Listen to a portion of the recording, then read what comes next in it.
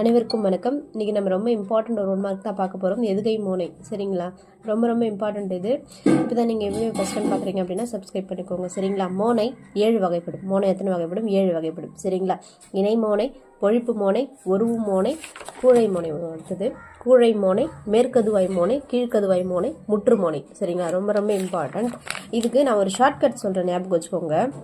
இங்கே பாருங்கள், இணை மோனை அப்படின்னா இந்த பொண்ணு ஒரு, ஓகேங்களா, இந்த பொண்ணு ஒரு கூடையை, அதாவது இந்த பொண்ணு ஒரு கூடையை மேல் பக்கமும் கீழ்ப்பக்கமும் முடைந்தாள் அப்படின்னு ஞாபகம் வச்சுக்கோங்க, சரிங்களா? இப்போது மோனை அப்படின்னா இந்த பொண்ணு ஒரு கூடையை மேல் பக்கமும் கீழ்ப்பக்கமும் முடைந்தாள். இதான் இதுக்கான ஷார்ட்கட். ரொம்ப ரொம்ப இம்பார்ட்டண்ட், ஞாபகம் வச்சுக்கோங்க, சரிங்களா?